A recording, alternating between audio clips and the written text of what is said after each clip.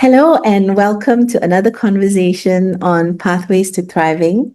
Today's guest, KevinLBrown, has blown my mind as I've got to know more about his work. I met Kevin on LinkedIn when he highlighted my profile. I know not why. It amazed me that his post went viral. I couldn't believe the like after like after like. And I got 500 connections at least through that post. So thank you for that. Of course. Kevin is a social entrepreneur. He is a writer, a speaker, the CEO and co-founder of Mighty Ally, which has implemented its Fundable and Findable framework with hundreds of organizations. I'm going to let Kevin tell you about his story because I think he is a better storyteller than I am. I just want to say thank you, Kevin, for joining us and welcome to the podcast. Thank you, Anita. Yeah, I'm glad someone in a previous version of that post had tagged you and said, Anita is someone that we should listen to more, right? She is a voice that we need to amplify. And that's the reason I included you in the next round of the post. Oh, wow. So yeah, I'm glad somebody recommended you and I'm glad we got to connect. That's the beauty of social media, as it should be social, right? Yes, yes. Kevin, you operate in a very niche space. We've kind of hinted about fundraising and that kind of thing. But maybe you could explain really who you are and what it is you do. Sure. So for me personally, I'm driven to do this work by two things. There's the professional side, which is most nonprofits are unseen, unheard, and underfunded. Right. So if I say that in any keynote speeches or workshops around the world, people nod their heads. Yes, we're just not seen and heard and funded. Right. And the data shows that only 1 in 1,000 nonprofits will grow beyond a small business. And so there's a professional driving force behind our work. And that is that, too many are too small. And then personally, I'm driven by my daughters. I have 3 daughters that were born into the orphan crisis, and I really don't want a world in the future where any child has to kind of face that type of poverty and injustice. And so for me, the work we do at Mighty Ally is, again, both professional and personal purpose. Wow, that's really powerful. Where then did this insight about being findable and fundable come from? Because many people who get into this fundraising space seem to have a potent why, and I'd like to come back to your why later. Sure. But where does this insight come from about? Sure. Yeah. So interestingly, all 4 of us co-founders at Mighty Ally, we started in the private sector. I even joke that I'm a corporate repenter, right? I think at the end of the day, a lot of big corporates do a lot of evil in the world. And I think a lot of private sector companies do a lot of good in the world, right? They create innovative products and help our lives. And by starting in the private sector, we were able to really learn and grow our professions by using some of these best practices that private sector brands have used for decades, if not centuries. I think there's a belief that advertising is the world's oldest profession, right? And so some of these skills around communications and telling your story and being clear with a value proposition, all of these things that we talk about, it's proven. Yet in the social sector with nonprofits and social enterprises, for some reason we chase after funding. We fundraise, we create donor prospect lists and grant applications, and it's this belief that we just need to constantly be fundraising. So that's where the insight came from, Anita, is that too many nonprofits are too small. Most of them are in this fundraising hamster wheel, not raising enough money, barely raising enough money to pay the bills. Yet in the private sector, we're communicating, we're having clear value propositions, we're having clear messaging, clear storytelling. And so that's what really led us to start this work 8 years ago, is how do we bring some of these disciplines to small nonprofits that otherwise just might not know that these are the tools that they need to really drive funding. And what has the reception been towards these tools from the dark side? It's almost over. Yeah. Yeah, so Mighty Ally, we're a nonprofit hybrid ourselves, right? Uh-huh. So we feel like we're in it together with all of our clients and partners. You know, I'm an Acumen Fellow Mhm. with hundreds of nonprofit peers, and so we didn't want to just be distant consultants bringing this model to the social sector. We wanted to be in it, right? Figuring it out together, and so Right, we actually use the Fundable Findable framework ourselves, and that's what right. has led to a lot of our growth. And so not only did we discover it ourselves, we used the model ourselves, and then we've used it with hundreds of clients in multiple continents at this point. So yeah, I think the reception has been great. I think people are hungry for a new way. You know, the Yeah. subtitle of my book, The Brand New Way to Fix Your Yes. Nonprofit Fundraising, Yeah. right? I think people are tired of chasing donors. They're tired of rejection. They're tired of Mm. donor prospect lists and grant applications, right? I think leaders want a different way to raise money. And so that's why I think the reception has been so good. It's like a light bulb of, oh, wow, there are different ways to raise money. We don't have to just chase donors. Yeah, yeah. We don't just have to do those campaigns those quarterly campaigns or whatever all the time. And Totally. yeah, yeah. Yeah, I always say, Anita, that fundraising it's both a verb and a noun. So let me geek out on this for 1 second. Hmm. So traditionally, we have thought of fundraising as a verb, a thing you do. And it's, again, prospect lists and chasing donors. But what we believe is that fundraising is also a noun. It's a thing you achieve. And Mm. you can achieve fundraising through traditional fundraising tactics, but also being fundable and findable, building your brand, sharp communications. You know, you can achieve fundraising, the noun, through strong impact and monitoring and evaluation, right? There are multiple ways to achieve fundraising without doing the verb Yeah. fundraising. And so it's funny, people will say, like on podcasts or something, Kevin, how did you become a fundraiser? And I say, I'm not really a fundraiser, but we're helping people achieve fundraising, the noun. Wow, I've never thought of it as a noun, and that really is a reframing, isn't it? Of Sure. the whole idea of just having to fundraise. Sure. Yeah. Oh, wow. Was there a specific experience or that brought you to this understanding? How? Yeah, I write in my book that this revelation kind of hit me. I was on death row in Kenya with an amazing nonprofit. It was a leader who they were just doing some of the world's most incredible work. They were helping people, men and women in prison, not only get a fair hearing in court, but legally represent themselves, become lawyers themselves, and then represent their peers as well. And so I was on death row visiting with these incredible men and women, and Mm. yet this organization barely raised enough money to stay alive, much less grow. And that was that moment that it kind of hit me that just doing the work, just creating impact is not enough. The work simply doesn't speak for itself. I Mm. know a lot of us in this sector are doctors and lawyers and teachers, and we wish the work spoke for itself. We wish that we just did great work and we would raise money, but it's not the Yes. case. And so I think that was the moment. And we had client after client that was doing just that. They were focused on the products and the programs, and they weren't focused on the communications and the brand building and being fundable and findable. So that was the moment I realized that, look, it's not enough just to do the work and create the impact. You, as a nonprofit leader or a social enterprise leader, you have to also own the brand, and you have to be the chief storyteller, and you have to be out there being fundable and findable. Those two things go hand in hand. Wow, that's amazing. I can't imagine I mean that whole experience of um trying to work with people on death row. Um Sure. that would have I have communicated with prisoners on death row before, Mm, coincidentally in America. mm, Um and it was a very interesting experience, but I never ever had to fund them or anything like mm. that. So this is very interesting. How did that work that you were doing with this with on death row in Kenya then Mm. translate into this whole Mighty Ally thing? Yeah.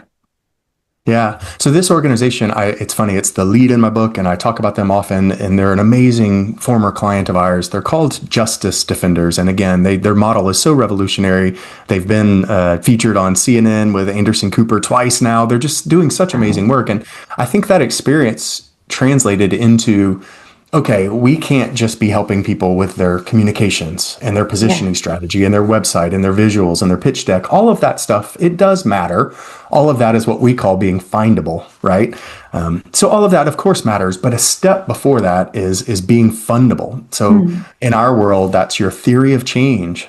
That's your strategic plan. That's showing donors why you exist and what you do and where you're going. And it's showing donors who will do it and how you'll get there and when it will be done. So all of this work around being fundable, it started with this client and many others.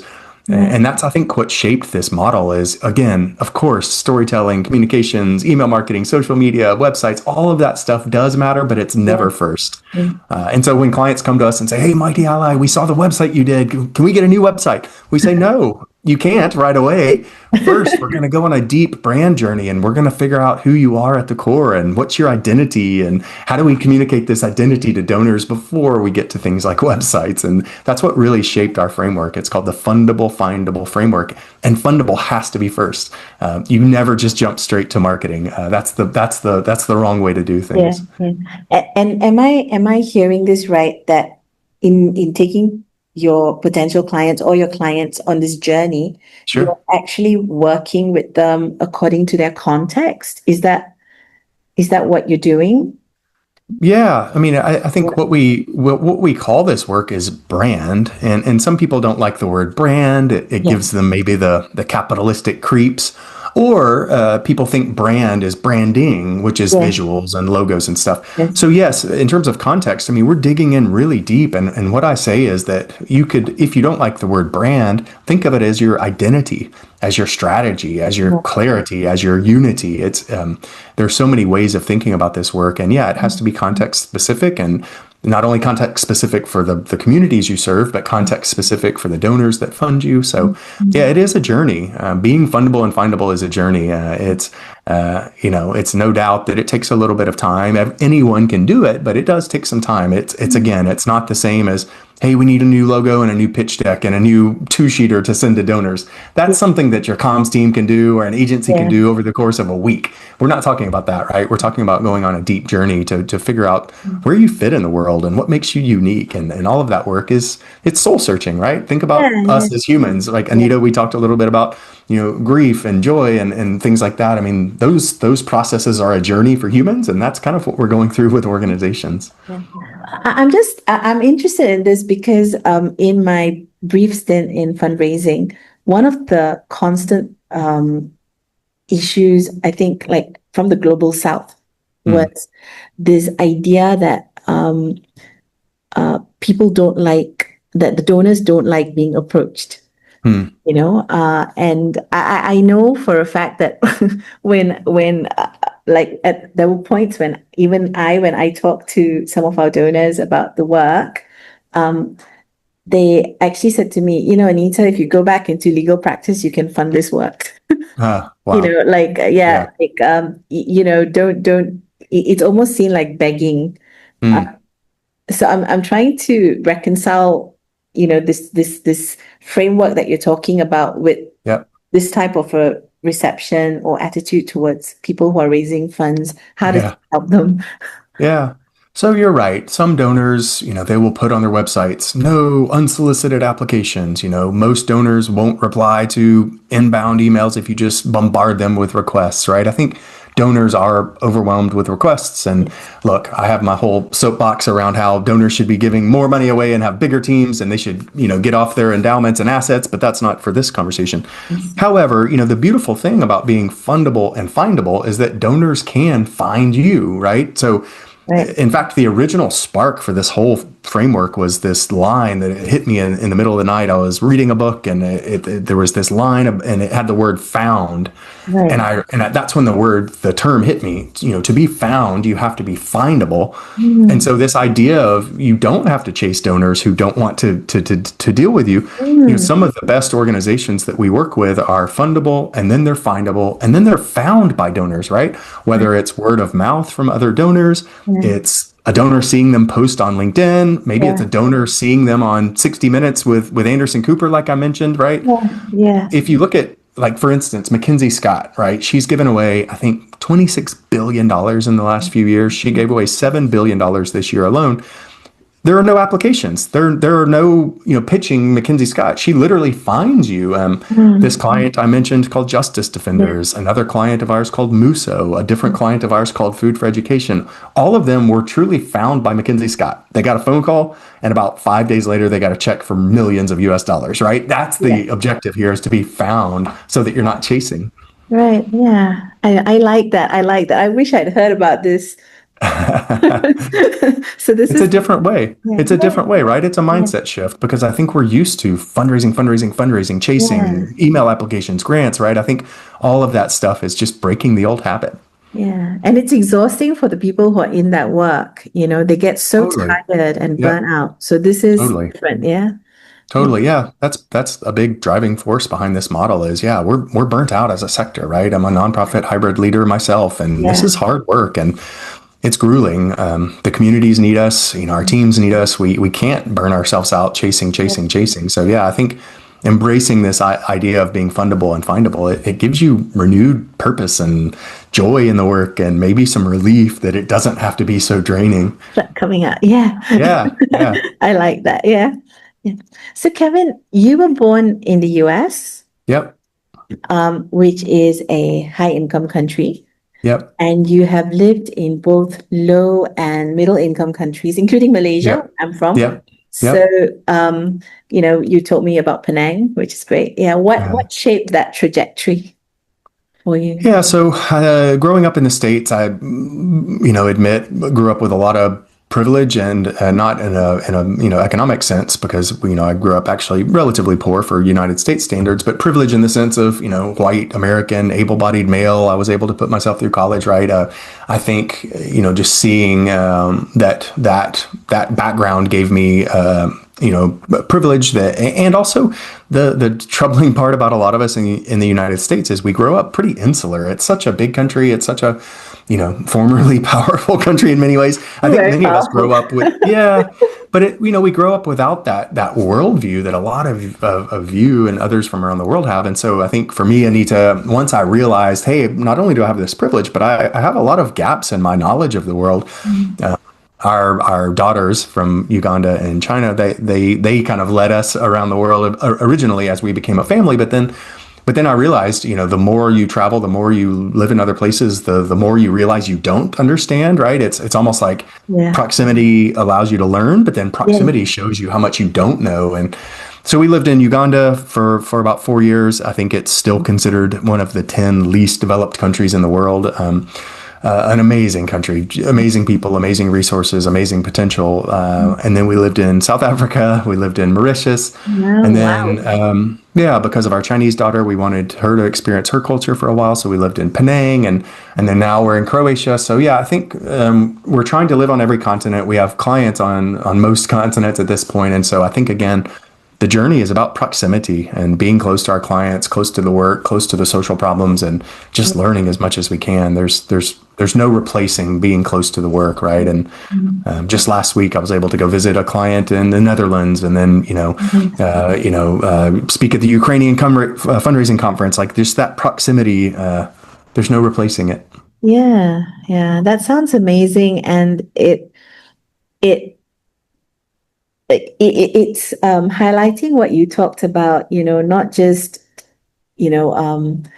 helping people with the work, but actually being a part of it. Mm. You're on the ground. It's Yeah, almost like you're living that talk. And yeah. yeah.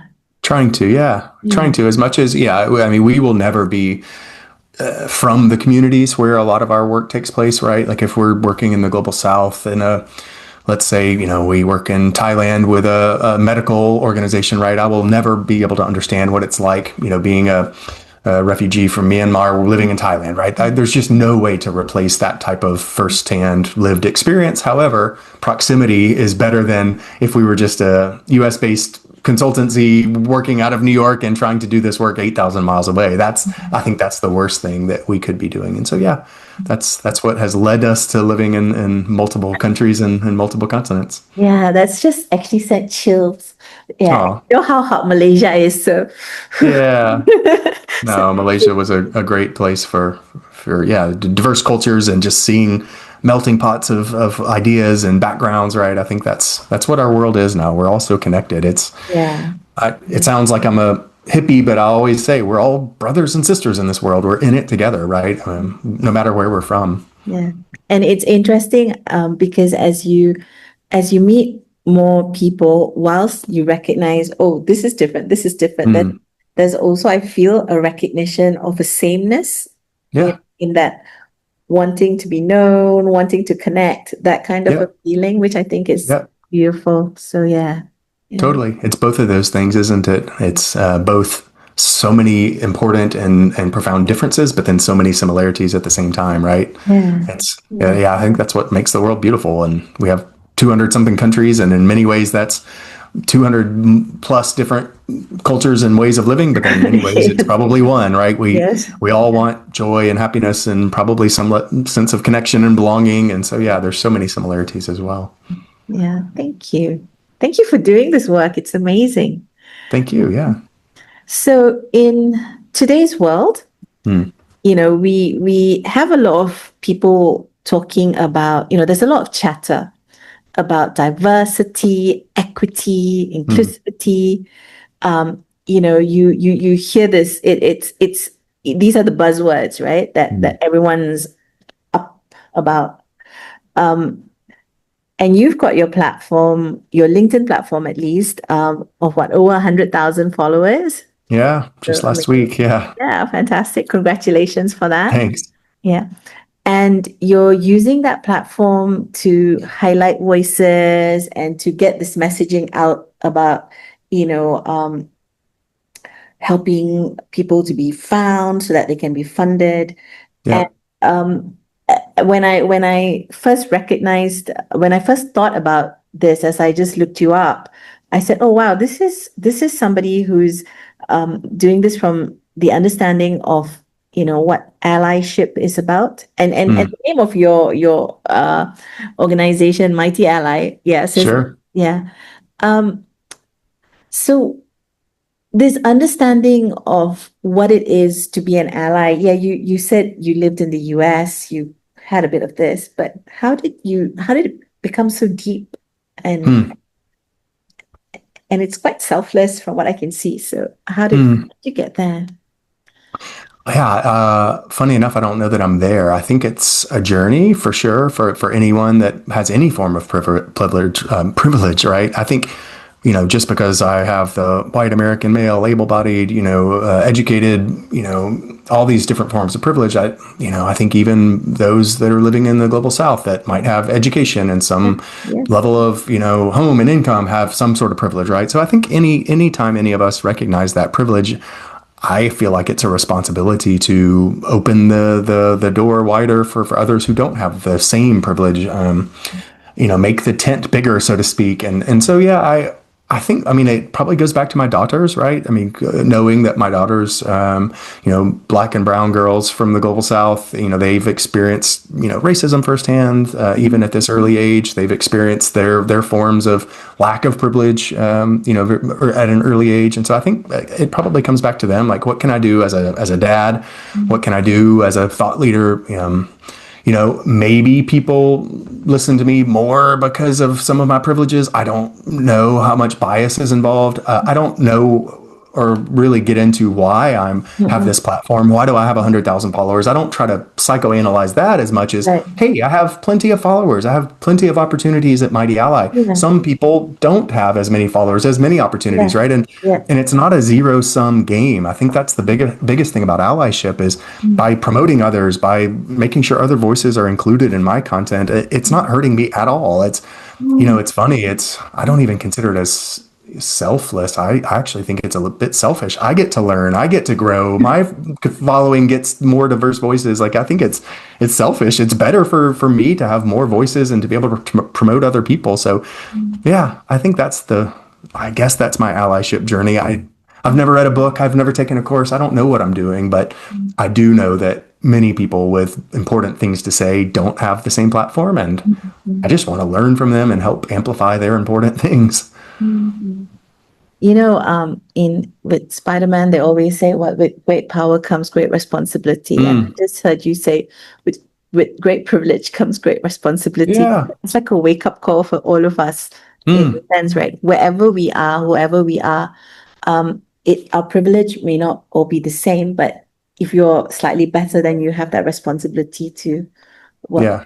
thing, which is pretty amazing. Mm. Yeah. I mean, it sounds cheesy, but it's that old saying about how rising tides lift all boats, right? Yeah, And that's true. Like when the yeah, tide rises, I mean, if you're the bigger boat, you rise. If you're the smaller boat, you rise. And so again, one small example I love, so if I post a topic on LinkedIn, yeah, I typically every to so months, I will revisit old topics and think, oh yeah, that one was popular, but I might change it and I might kind of repost it with a different way. What I love doing is I look at the old post, I look through the comments and I find voices that might not have a big platform. And I ask them and I use their quote in my new post. And oh, so in wow. my new post, I say, Anita Stefan says so and so, so and so, so and so. So it's not only getting your voice in my content and maybe growing your platform, but it's making the content better, right? It's again, it's allyship isn't about giving up as much as giving together, right? I just Mm. yeah, I don't think yeah, again, I don't think it's a zero sum game. I don't think that there's a certain amount of followers that we're all chasing after. I Yeah, think that yeah, yeah, we're all in this together. It makes us all better when we're aligned. yeah, yeah. Thank you for that. Sure. What would you say to people? So I'm going to use the global south because Hmm. um, there's this big thing about the global south. What would you say to people about the global south who, about getting themselves heard? Some like you Hmm. said, people sometimes say, "Oh, I don't have the same platform. Yeah. I don't," Um, what would you say to them? Because there should be some kind of responsibility there too, don't you think? Or Yeah. yeah. Yeah. Totally. Yeah. I mean, I think the biggest thing is it goes back to our framework and without trying to sound too repetitive, don't worry about being seen and heard and don't worry about social media posting and podcasts and all that stuff at first, Mm. right? Worry about being clear on your message and your mission and your theory of change and being clear to donors about, Mm. what you do and how you're going to do it, right? I think I will see sometimes maybe a leader from the global south or even from around the world, global north. They will be, posting, Mm. chasing donors, doing email marketing, email newsletters, and yet you go to their website, I can't even tell what they do, right? And so Yeah, even if they're driving eyeballs to their work, it's not clear. And so again, that's the number one advice I would give people is be clear first and then clever, right? Clear beats clever all the time. And if your website isn't clear about what you do and what makes you different, and if your materials aren't clear, being seen and heard is actually a curse, right? If you get a bunch of new eyeballs on you yeah, and it's not clear even what you do, you're just going to waste the opportunity. So yeah, that's the number one piece of advice. And again, once you get clear and once you attract your early donors, they start talking. These donor networks are small. yeah, You yeah, don't even have to worry about the big outbound marketing communications campaigns. If you're really yeah, clear, you're creating impact, your donors love you, they are yeah, going to talk, and that leads to more donors. yeah, yeah. And as you say this, this thing about being clear before being clever and, Mm, make sure that people understand what you do, I'm hearing that private sector efficiency come into play in yeah. that whole, because that's how you attract profit, isn't it? Like that's how you market, that's how you get the brand out there, that's how you put, yeah. And Yeah. Totally. Yeah. In the private sector, if your product isn't clear and good yeah, and people don't know what it does for them, they just don't buy it. yeah, Right. And I think in the yeah, nonprofit world, we sometimes get by on less clarity because we have some donors that fund it and it's not people buying the product, right? We're yeah, giving the product away to our communities, so to yes, speak. And so, yeah, yeah, we can get a little lazy in our sector with clarity and value propositions and yeah, uniqueness. And yeah. so, yeah, totally. That's a good analogy. And sometimes it feels like these practices that come from the private sector almost seem like they're dirty and Mm. shouldn't apply them here. Yeah. It feels a little bit like that at points, and I'm not sure whether that's your experience, but it feels like there needs to be a bit of a rejigging in terms of how people, approach um, being known and telling their story. Yeah, Yeah.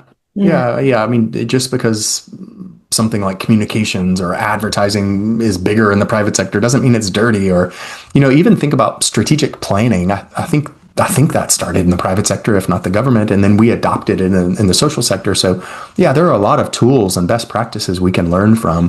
The idea of having a pitch deck, right? I mean, all this stuff is probably a private sector thing, but these are tools and resources that we should learn from, right? A lot of private sector organizations do a really good job attracting interest and awareness and Yeah. driving Yeah. conversions, so to speak. And Yeah. so, yeah, Yeah. these are tools we can use to our advantage when we're doing mission-driven work. So when you talk about being findable, is there anything that needs to happen to create interest? Like just because someone finds you, Yeah, they may not be interested in you. yeah. Right. Do you think that something needs to be done to create this interest in, different work, different voices, different perspectives? Yeah, great question. So yeah, in our framework and in my book, so the book is Fundable and Findable. It's a pretty clear process. And again, we have to do all the fundable stuff first. And then by the time we get to being findable, there are a few things that I think help with that disinterest that sometimes emerges. So Right. when you're doing positioning strategy, that's one of the four big topics of the book and our model. When you're doing positioning strategy, you're looking around at the world and you're figuring out what makes you unique as an organization. And then you're telling audiences, here's how we're unique. But you're also figuring out which audiences to even be targeting or communicating with in the first place. And so if you can combine those two things, what makes you unique with the right audience, that's where you start to get people who are interested, right? So for Right. instance, as an example, if you're a school feeding program in Kenya, and you're trying to talk about your uniqueness as this tech enabled, I'm using a real client, this tech enabled watch where kids can use, and we use this RFID technology. And if you're speaking about all this uniqueness to a donor audience that doesn't care about that, they're going to be disinterested. So Yeah. you might have figured out what makes you unique, but you're not targeting the right type of donor. And it has to be that intersection. So Yeah. when you're doing positioning strategy, Yeah. really finding that intersection, and you can't target every donor, every audience. Yeah. A high net worth donor is very different from a government donor, which is very Yeah. different from a corporate donor, which is different from a trust and a foundation. And I think that's probably what leads to that question, Anita, around disinterest is you might be driving all different types of people to your website or to your materials, and so many of them are just not a fit. So many Yeah. of them are going to be disinterested. Yeah. Yeah. And do you think that that impacts, authenticity of, of the organization, in terms of how they present themselves, or do they have to tweak their voices? How, Yeah, so by doing the fundable work first, yeah, like if you develop a theory of change, you're not thinking about the donor yet, right? You're thinking right. about why do you exist? What's the problem we're Yeah. solving? You think Yeah. about our mission and what we do best as interventions. You Mm. think about your own vision and where you're going in the future. You're not yet thinking about donors. And then you Right. do your strategic plan and you're thinking about how are we going to get there? How are we going to create impact? Who's going to do it, et cetera. All of that is done without donors in mind. Once you get to the being findable part, you start thinking about donors and how do you message it. And the beauty of that is it keeps you authentic. You've already done the core work to define who you are and what you do and where you're going. And then you're just kind of wrapping it in an external layer that makes it appealing to your donor audiences, but Right. you're not changing what you do, right? And I think to your question about authenticity, that's why you have to do the foundational work first. Yeah. Yeah. If you just go out and start looking up, all right, what are donor trends? What is McKinsey Scott giving money to? Yeah. How do we make most money? Then what you're going to do is it's going to be natural. You'll go back and start changing what you do and how you talk about your work, and then it's not authentic, right? Yeah. So, Yeah. yeah, do that upfront work without even thinking about donors. Yeah. Then think about donors and how you message it to them, and that keeps you authentic. So I like how you've broken the message being the authenticity of the message, but you've also talked about that adding that packaging. Mm, Yeah, yep. that doesn't impact your actual message, right? Yeah. How how how how do we reconcile this packaging with the message? Yeah. Am I making sense? Yeah. It's hard. Yeah. I mean, this is the stuff that takes time and it is a balance. Like you might develop a message, a theory of change around, let's say, early childhood education. And that's what your work is focused on is, ECE, early childhood education and all your messaging and your theory of change. And then maybe you realize that, hey, actually ECD, early childhood development is a bigger umbrella with more funders. And hey, maybe we should talk about it as development, not just education. And so it's a constant back and forth. You're developing what message you want to take to the world. Then Yeah. you're listening to what the world is actually talking about. And then you're Yeah. kind of tweaking your message, right? Yeah. It's a constant optimization and evolution. It can't just be, if you just go out and say, this is who we are and how we want to talk about it, and I don't care who likes it, Yeah. that won't be successful. Or if you just chased after the Yeah. latest Yeah. trends, that won't be Yeah. successful. So it has to be a merging Mm. of what you want to say with what people want to hear. I understand that. Yeah. Yeah. Um, so slight shift here. What have been some of the biggest challenges that you have faced, moving different countries, living in different places, growing different organizations? It sounds exhausting. Hmm. Like, I'm a homebody, but yeah. What have some of the big challenges been for you on a Hmm. personal level? And, Hmm. mm, Yeah, I didn't know if this question was going professional or personal. Yeah, I mean, personally, I'll admit that, yeah, it is really easy to burn out. mm, For me personally, and I know a lot of other nonprofit leaders too, right? I think burnout and yeah, there's even this concept of, with like nurses and doctors, like mm, care fatigue, where, mm, you're constantly kind of working for others. And yeah, it's hard. It is yeah, hard. I know that sounds like a very privileged thing to say, but I think, again, all of us, no matter our backgrounds, we do have to watch for that burnout. So yeah, yeah, I think that's been the biggest thing in my journey, mm, personally is just how do we sustain this for a yeah, while, right? yeah, As Mighty Ally was growing, we had more and more clients, and then I had this idea to write the book. And so last year was especially hard. And then we launched the book in April, and then they say that you don't launch a book in a day, you launch in a year. And so I've certainly felt that. So yeah, not only is the book out there and we're still launching it and doing podcasts like this yeah, and talks and keynotes, but yet that's drumming up more interest and more client yeah, work. And so we're growing as an organization. So yeah, yeah, I think, and then just again, wanting to be there for our clients. I would say personally, one of the things I struggle with most is the more we get out there, the more I have these 100,000 followers, et cetera, the more we see just tiny organizations that need this help. mm, And we have to think about our own sustainability. We can't just do this work for free. And so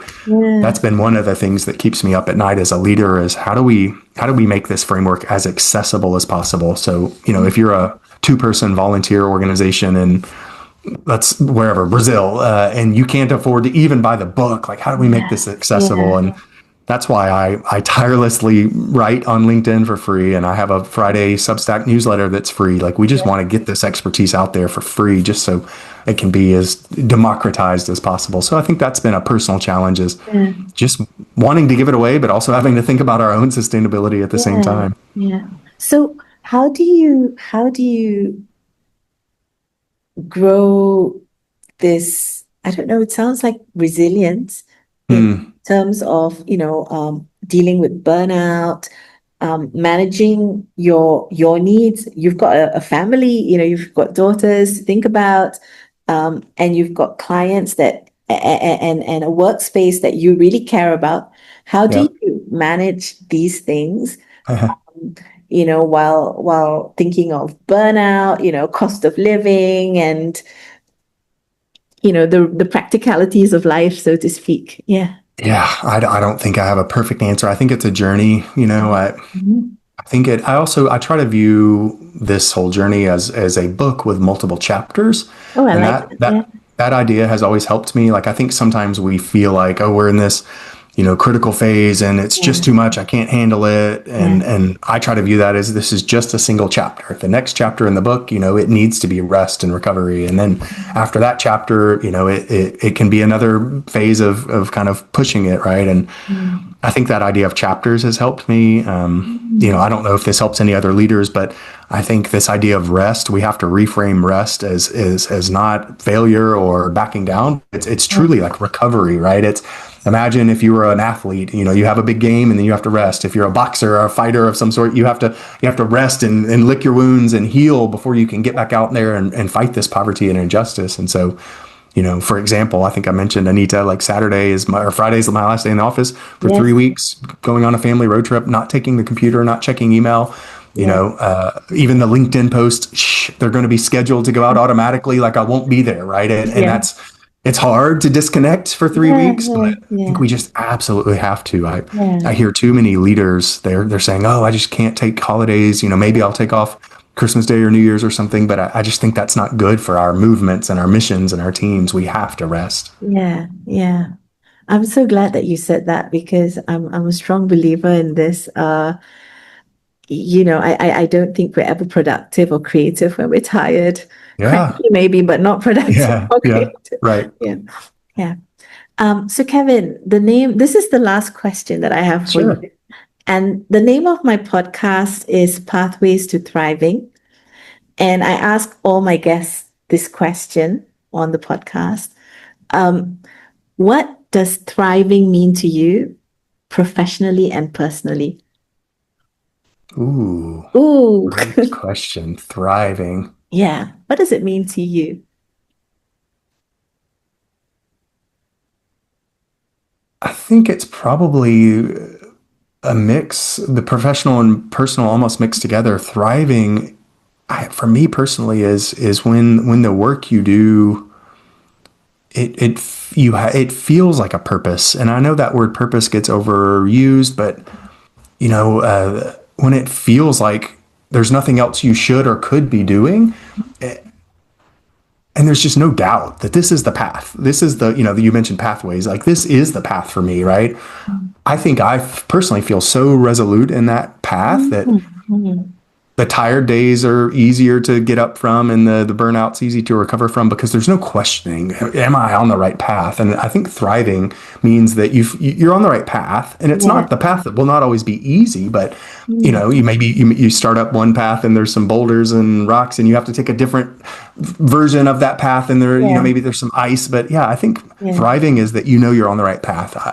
I don't think we'll ever reach some destination, right? Especially in this field where poverty and injustice will take lifetimes to finally solve, right? I don't know that we're going to reach some destination, but I think thriving for me means we're on the right path. And there's a beautiful quote by Nelson Mandela. He says, as long as gross poverty and injustice exists in this world, none of us can truly rest. And I think that's what thriving feels like, is like, I get up and I can't rest. This is the path. This is what I'm supposed to be doing. Yeah. Oh, thank you. That was amazing. Good.